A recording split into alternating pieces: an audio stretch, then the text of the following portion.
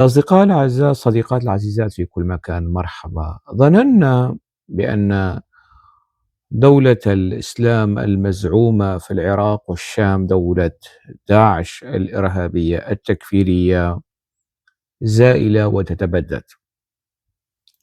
وفي الحقيقة حقق التحالف الدولي المناهض للإرهاب، والذي خاض حربا ضروس ضد هذا التنظيم التكفيري الإرهابي.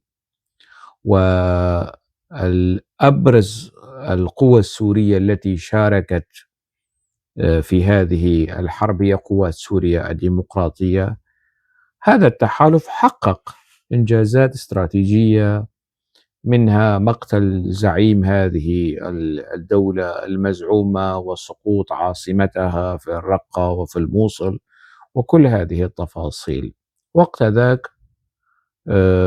يعني تتذكرون أنه أنصار هذه الدولة المزعومة المشؤومة القبيحة كانوا يقولون أنه دولة داعش أو الدولة الإسلامية في العراق والشام باقية وتتمدد. لكن التحالف الدولي وقوات سوريا الديمقراطية كان لهم قول آخر، وأقنعونا بهذا القول، أنه هذه الدولة التكفيرية المزعومة زائلة وتتبدد. لكن مع وصول أبو محمد الجولاني وصحابته التكفيريين الإرهابيين للسلطة في دمشق، ينبغي علينا مراجعة تلك الانطباعات التي خلصنا إليها نتيجة الحرب العالمية على الإرهاب، وتلك الحرب أو تلك الجولة من الحرب العالمية على تنظيم داعش الإرهابي. أنه لا، دولة داعش ما زالت باقية وتتجدد. دولة داعش دخلت في طور جديد، وطور نظام الحكم في سوريا، نظام أبو محمد الجولاني. بمتابعة بسيطة ورصد للمحتوى، محتوى أنصار هذا النظام، يقولون يعني بدون خجل، بدون حياء، بدون يعني أدنى درجة من المراعاة والخجل والحياء، أنه توجههم سلفي جهادي. مرجعيتهم هي مرجعية التنظيمات التكفيرية الجهادية السلفية، وكل ما يمارسونه هو عبارة عن إكسسوارات، يعني تورية أو تقية لإرضاء الغرب أو لتخفيف سخط الغرب والشرق على هذه الدولة الوليدة، ولإسكات نباح الأقليات والعلمانيين والمعارضين لهذه الدولة الوليدة. لكن في الداخل، في الجوهر، يعني هي نفسها دولة داعش، تنظيم داعش، باقية وتتجدد بمعية الجولاني. يعني ما تشوفوا الجولاني لابس جرافي أو يلعب بلياردو أو يلعب سلة أو يرقص أو يغني رجعوني عينيك لأيام اللي راحوا لأم كلثوم، يعني أنت عمري. لا، يعني حتى لو شفتوه يغني ويعزف على الدربكة والعود، لا، أبو محمد الجولاني لا، هو في الأصل، في الأصل والجوهر والمعدن هو نفسه وعي وإيديولوجية وعهد وميثاق أبو مصعب الزرقاوي، أبو بكر البغدادي، أيمن الظواهري، أسامة بن لادن. كل هذه هي ابن تيمية، هذه هي المرجعية الأساسية العقائدية الأيديولوجية للجولاني وصحابته الأجلاء العدول، أنس خطاب والبشير وما بعرف مين وكل الشخصيات والشيباني، ما ننسى الشيباني. يعني هذه النواة الصلبة للنظام، النواة الأيديولوجية والعقائدية الصلبة للنظام الحاكم هي نفسها، نفس الطينة، نفس الخرى أجلكم، يعني الآتي من هذه الخنادق ويحاول أن يصدر نفسه للسوريين وللعرب وللشرق الأوسط وللعالم على أنه لا، يعني غير نفسه مرحلة ومدت. طيب مرحلة ومدت وأنت غيرت نفسك وبتلعب بلياردو وبتلعب بشغلات ثانية وفهمنا. طيب ماذا عن هذا القيح والقيء الطائفي المتطرف الجهادي الإرهابي الذي يخرج من أفواه وأبواق وأزلام وجلاوزة هذا النظام؟ لاحظوا معي مسألة يعني خذوا الحقيقة، حقيقة هذا النظام ليس من فم الشيباني والجولاني. هؤلاء يعني هذان الشخصان دجالان كبيران، يعني دجالان كبيران، يعني بيحاولوا قدر المستطاع يتطبعوا، لكن الطبع يغلب التطبع، وطبع هذا النظام الأساسي والجوهري بتشوفوه في هيك عينات، مش عند الجولاني والشيباني. بسم الله الرحمن الرحيم.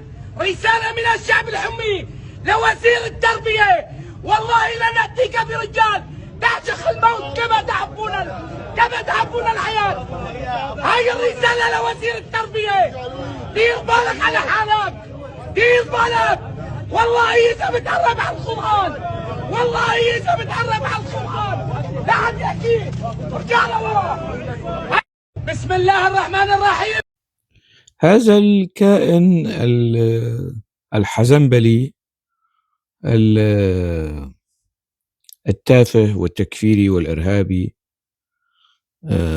يفضح كل ممارسات التقية التي تمارسها حكومة الجولاني والجولاني نفسه. يعني هذا الكائن يقول بأنه بعصبيته، بانفعاله، بتوتره، بتشنجه التكفيري وتهديداته لوزير التربية، أنه يا جماعة ترى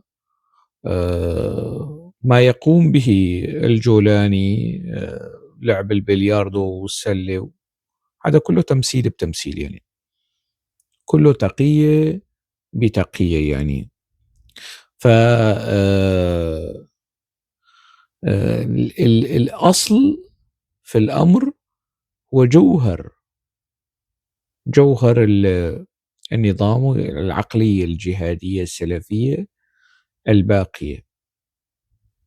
هذه العقلية هي التي تحدد الهوية العقائدية، الهوية الأيديولوجية لنظام الجولاني، مش كرة السلة والبلياردو والسباحة.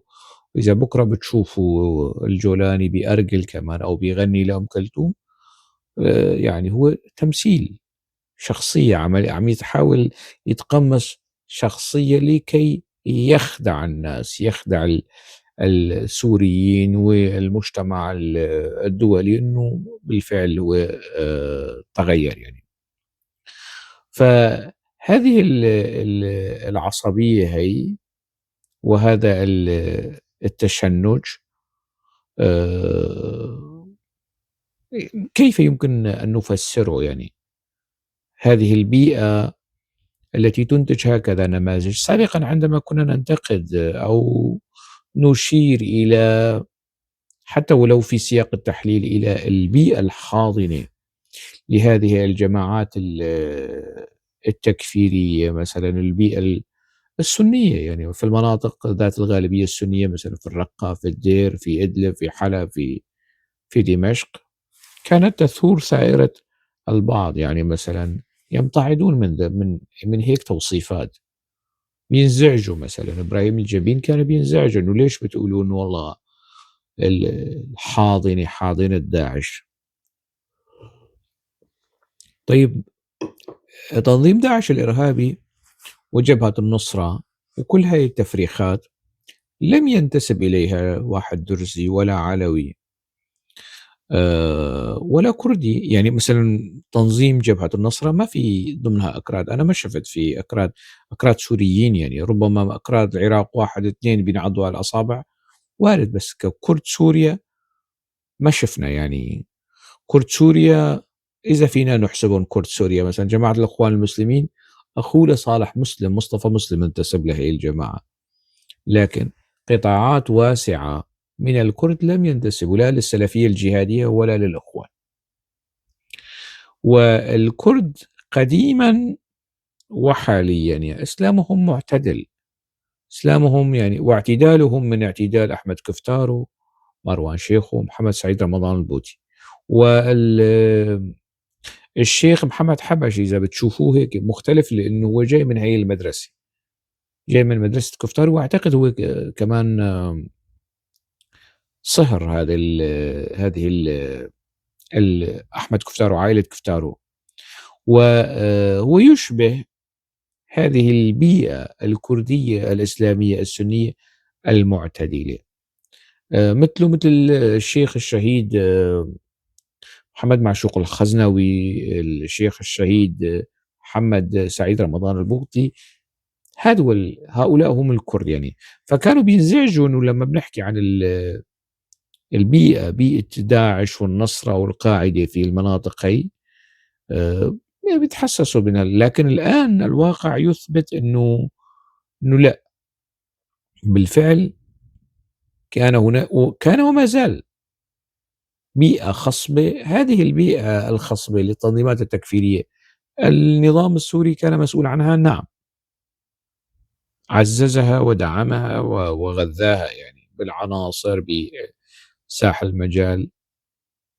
الأتراك وتركيا تتحمل جزء من المسؤولية، نعم، تتحمل جزء من المال الخليجي يتحمل، نعم، جزء من المسؤولية تتحمله الجماعات الإسلامية المتطرفة أو المال الخليجي في تغذية نشاط هذه الجماعات في البيئة السورية.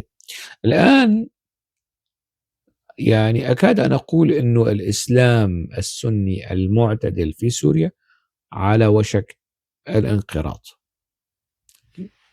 تحت الضغط اتساع مساحة التكفير والوعي التكفيري أو العقيدة التكفيرية الجهادية السلفية في سوريا. حتى يمكنني القول بأنه السلفية الجهادية ستبتلع أيضا الإخوان، جماعة الإخوان المسلمين، من ضمن اللي سيدفعون ضريبة التحالف مع السلفية الجهادية لاحقا سيكونون من المتضررين من اتساع رقعة وسطوة وجبروت السلفية الجهادية في سوريا. يعني الموقف من وزير التربية السوري الذي عبر عن نفسه في فيديوهات ساخطة وناقمة وهجومية ومسعورة وتكفيرية وتهدد وترعد وتثبت، يعني لم يصل إلى يعني لم يلامس جوهر الأمر. أنه المسؤول عن قرارات الاستراتيجية فيما يتعلق بمنهاج التربية والتعليم ليس وزير التربية والتعليم، إنما الحكومة. لا يتجهون للجولاني، لا يتجهون للحكومة السورية الحالية، لكن يستهدفون وزير التربية. نشرنا واعترضنا سابقا على قرار وزارة التربية بإلغاء حصص القرآن الكريم ومادة الآداب وإضافة مادة الموسيقى وتقليل حصص التربية الإسلامية من 4 حصص إلى 2 حصص وإزالتهما من المجموع العام. وبحمد الله تمت الاستجابة شفهيا من قبل وزارة التربية إلى الموجهين وأعلنوا التراجع.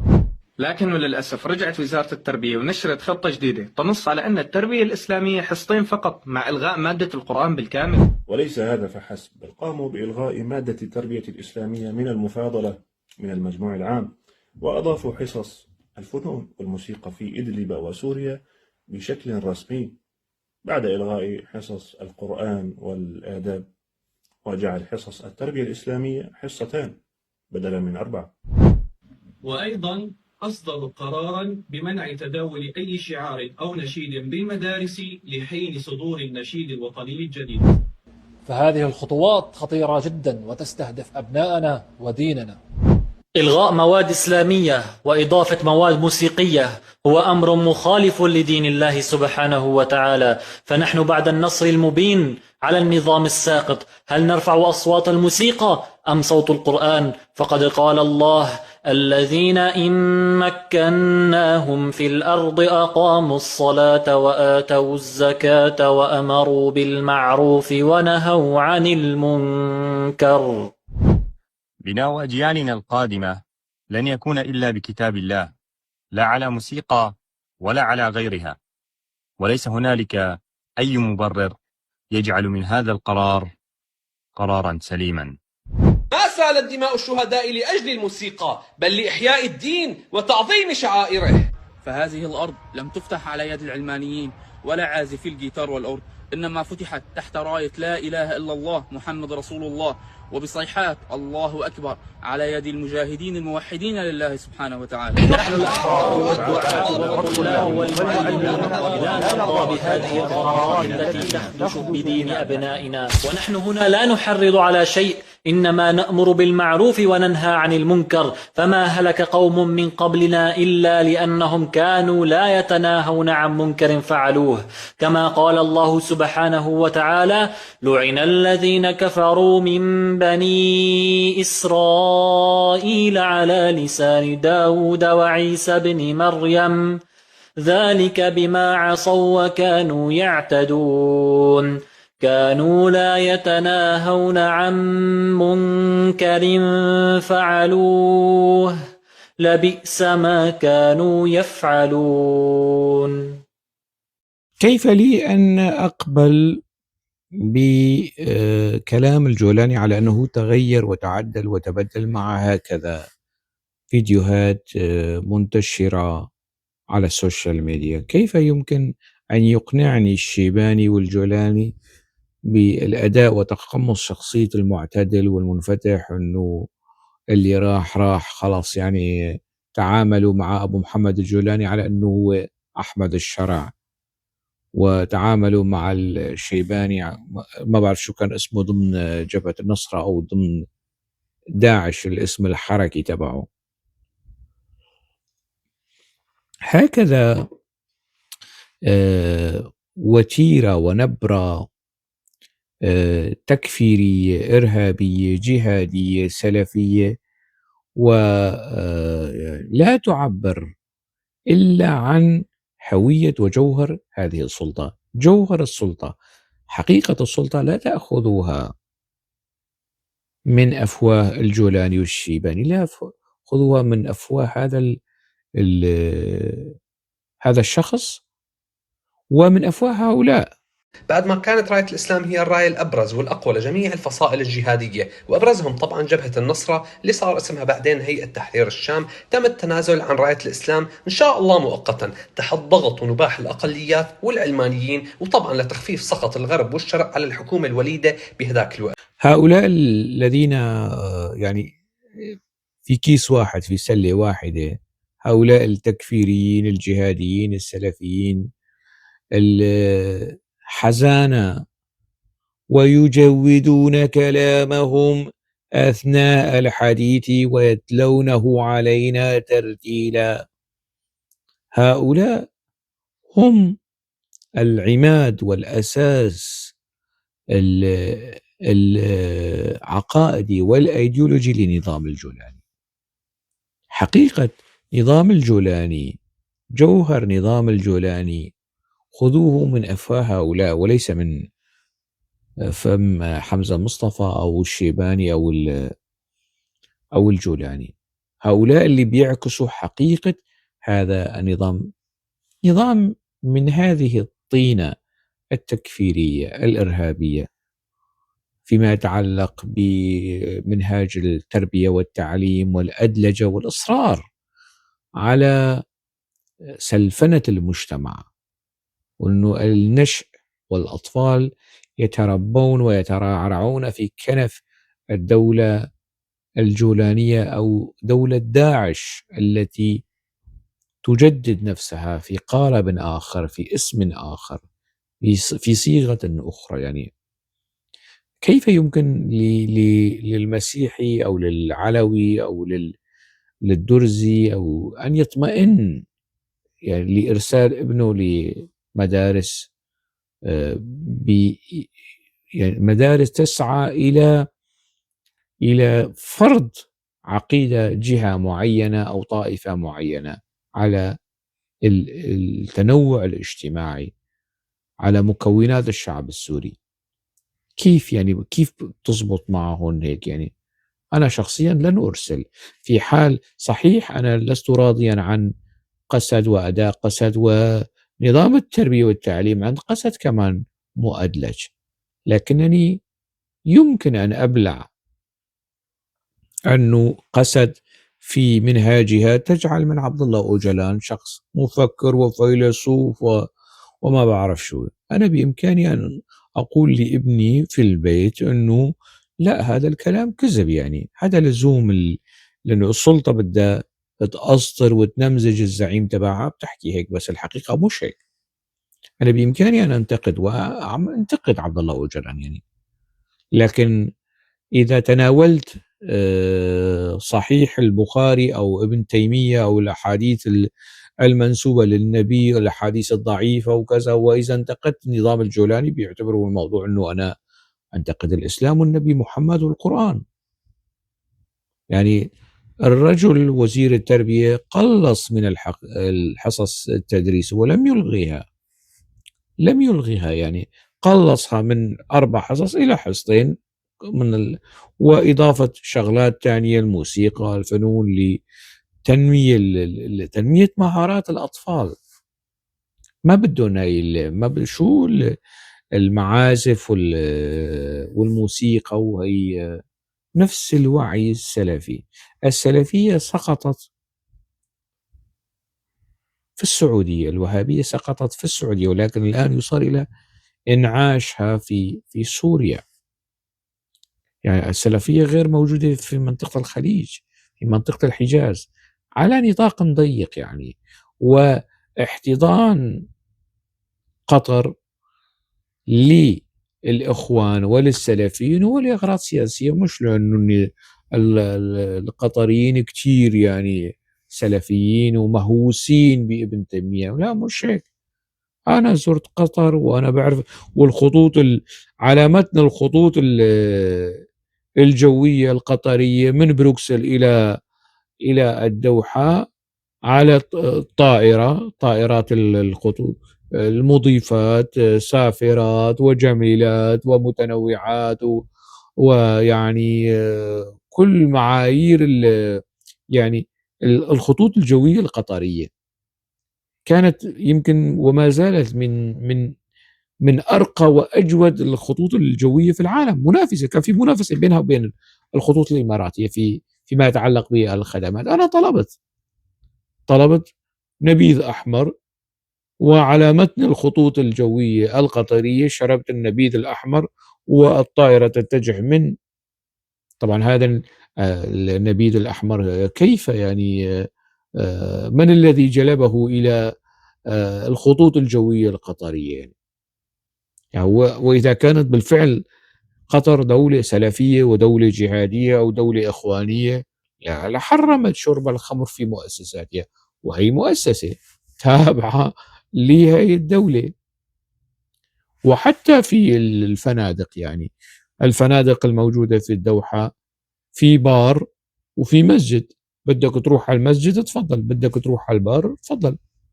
ويعني ما في التطرف، ما في هالتشنج، ما في يعني لا، لأغراض سياسية، لتحقيق أغراض سياسية تمد، يعني مثل ما تنظيم، مثل ما دولة إسلامية كإيران تدعم تنظيمات يسارية، أو تدعم مثلا تنظيمات سلفية جهادية سنية وهي دولة شيعية لتحقيق أغراض سياسية. هي المسألة لازم تكون واضحة. الآن السلفية الجهادية تنتعش وتستشري وتحاول إعادة إنتاج داعش، وداعش دولة داعش ما زالت باقية وتتجدد، انتقلت من الرقة ومن الدير إلى دمشق وحلب، إلى إدلب وإلى حمص وإلى حما، وتريد الوصول إلى القامشلي وكذا. تريد هذه الدولة وتريد الوصول إلى السويدة وتبتلع السويدة وتبتلع الساحل السوري بالحسنى، بمناهج التربية والتعليم، بالترهيب بالترغيب، تريد. لكن هل ستنجح؟ هذا هو السؤال. في تقديري لن تنجح. يعني فيما يتعلق بدولة داعش التي تجدد نفسها في نظام الجولاني، هنالك إصرار شديد وفظيع لإدماج قسد في هذه الدولة لتصبح قسد جزء من هذه الدولة وينتفي مشروع قسد. يعني ويقولون أنه حتى إلهام أحمد صرحت أنه مسألة المناصب، وزير الدفاع أو هيئة الأركام شخص من قسد، أو مسألة سفارات، كل هالقصص توزيع المناصب على قسد لاسترضاء قسد وابتلاعها واستثمارها ضد من؟ ضد المكونات الأخرى، ضد الدروز، ضد العلويين. وبالتالي يتضح أنه في حال تحقق ذلك، وتركيا تسعى إلى ذلك، وأوجلان يضغط بشدة، أوجلان يضغط بشدة على قسد للاندماج في الدولة المركزية. وفي رسالته إلى قسد قال ويعتبر أنه هذا إنجاز الاندماج، يعني وكأنه مشكلة الكرد في سوريا هي مشكلة بيئة، والمجتمع البيئي الإيكولوجي والمجتمع الديمقراطي. ويعني كيف لي يعني أن أسعى إلى دمقرطة هؤلاء، يعني هؤلاء الموجودين في المجموعين في الفيديو الذين يسعون إلى فرض منهاج التربية والتعليم السلفي الجهادي على المجتمع السوري. أنا كيف فيني سوي ديمقراطي كما يريده ويشتهيه عبد الله أوجلان؟ إذن ما يطلبه أوجلان هو ومسألة الاندماج، وكأنه مشكلة الكرد هي مشكلة البيئة. يعني الكرد هون إذا موضوع اندماج، هون في البلدان الأوروبية السوريين والكرد مندمجون في دولة ديمقراطية وانتهى الأمر. الموضوع الكردي في تركيا قضية وحقوق قومية، الموضوع الكردي في سوريا قضية شعب وحقوق قومية، مش حقوق بيئة، مش يعني مسألة حماية البيئة والرفق بالحيوان والمجتمع الديمقراطي وحقوق النساء والمسائل هاي. مش قضية اجتماعية محضة، العنف ضد النساء. وجلان يحاول تتفيه وتسفيه الحقوق الكردية وإيصالها إلى هذا الدرك اللي يعني يفلسفه ويعتبره أنه مرحلة متقدمة ومتجاوزة للأطر القومية الضيقة ومن هالكلام الحزنبلي الخزعبلاتي. وجلان هيك بيسوي، ويضغط على قسد للإسراع في عملية الاندماج. إذا اندمجت قسد من دون قيد أو شرط، بدون أي تغيير جدي وجذري وحقيقي في بنية الدولة، في هوية الدولة، في دستور الدولة، ستتحمل القسد مسؤولية كل الانتهاكات بأثر رجعي. الانتهاكات التي اقترفتها حكومة الجولاني، لأنها ستصبح شريكة في هذه الحكومة دون أن تتغير الحكومة، دون أن تعتذر لأهلنا في الساحل بشكل رسمي، دون أن تعتذر لأهلنا في السويداء بشكل رسمي، دون أن تقدم إصلاحات. كلمة الديمقراطية حتى الآن لم ترد على لسان لا الشيباني ولا الجولاني، وهؤلاء هم قياما وقعودا قوات سوريا الديمقراطية وحزب الاتحاد الديمقراطي والكل شيء ديمقراطي. كيف بدنا نعمل انسجام إذا التضحية بالديمقراطية والدولة الوطنية والمشروع الديمقراطي لا يجوز؟ يعني لإرضاء أوجلان مشان ما يزعل أوجلان، أو للحصول على مكاسب وزير دفاع أو هيئة أركان أو ما بعرف شو. هذا فخ كبير ينصب لقسد لضرب السوريين بعصا قسد. بعدين يقال أنه يا أخي قسد الفرقة رقم كذا 75 يغيروا اسمها مثلا إلى الفرقة 135 177 188 مثلا، يعني اللي هي في الأصل قسد هي التي اقترفت هذه الانتهاكات، وليس الجيش العربي السوري وليس نظام الجولاني.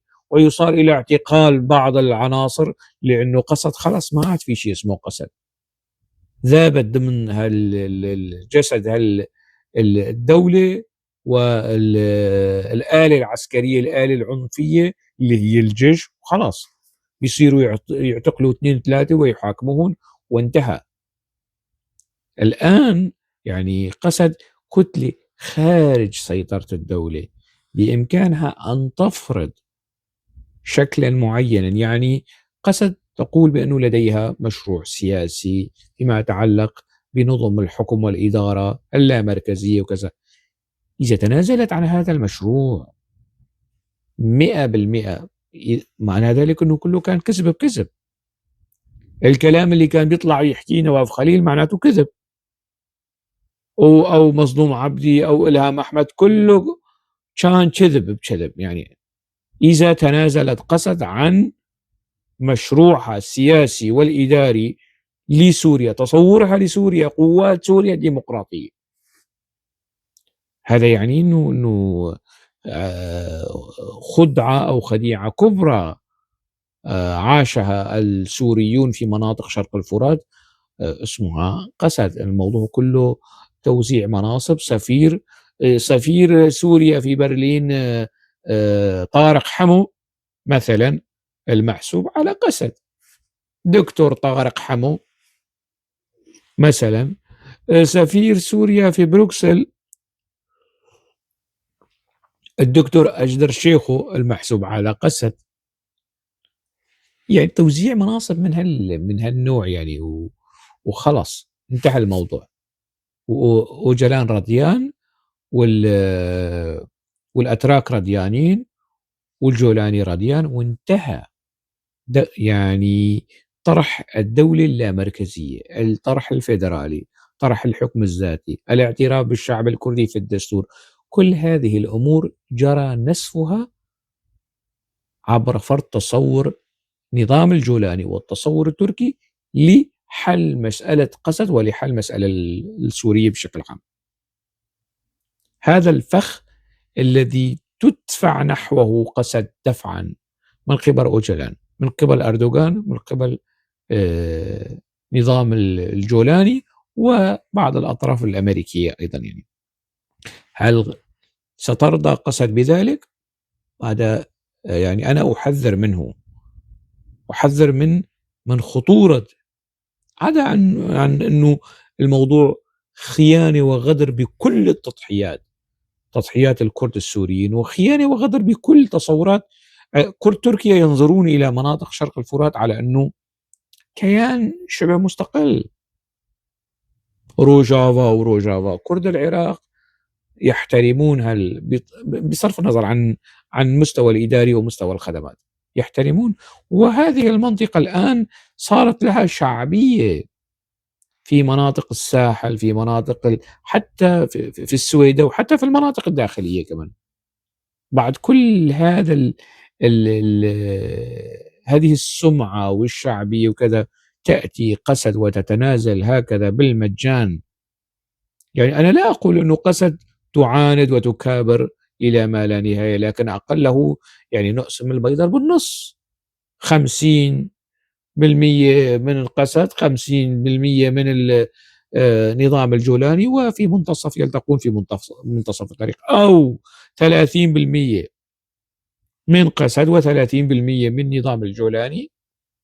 تصور نظام الجولاني للدولة السورية، تصور قسد للدولة السورية، و30% للسويداء والعلويين وباقي المكونات. هكذا تبتنى الدول التشاركية الوطنية، الكل يشترك في بناء الدولة، مش يعني الجولاني بيخيط ونحن بنلبس، ما بتزبط هيك يعني. فدائما أنا أحذر من خطورة هاي المسائل. يعني قسد ينبغي أن تبقى مقاومة، لأنه تمثل مشروعا. نختلف نتفق مع قسد، لكن فيما يتعلق بالمسعى الاستراتيجي، الحقوق السورية، الدولة السورية، الوطنية السورية، ما عاد في شيء في سوريا يعول عليه، ما عاد في، يعني لا قوى يسارية، لا قوى ليبرالية، لا قوى ديمقراطية، ما عاد في شيء في سوريا. خلاص، واحد مثل برهان غليون، عالم الاجتماع واللي بيدرس في السوربون أو في عايش كل عمره في باريس، بيطبل ويزمر لنظام الجولاني. جورج صبرا نفس القصة، قس على ذلك. ما عاد في شيء غير قسد. هاي القشة اللي نحن كغرقة سوريين نتعلق بها، القشة كمان تروح، فخلص يعني دولة داعش في سوريا بمعية الجولاني وبشراكة قسد، إذا اندمجت قسد، هذه الدولة باقية وتتجدد. سابقا كانت قسد تعارض وتحارب هذه الدولة، الآن هي قسد ستصبح شريكة في دولة داعش التي يتزعمها أبو محمد الجولاني والشيباني، ويصبحوا شركاء. ونشوف جميل الحسن وموسى العمر حبايب، هو ونواف خليل وغير نواف خليل ورستم محمود، وهدلون اللي يعني بيدافعوا عن قسد كيفما كانت. يعني بنشوفون هيك حبايب وعين على الله عليهم، وبيأرجلوا ويأنجلوا علينا مثلا. يعني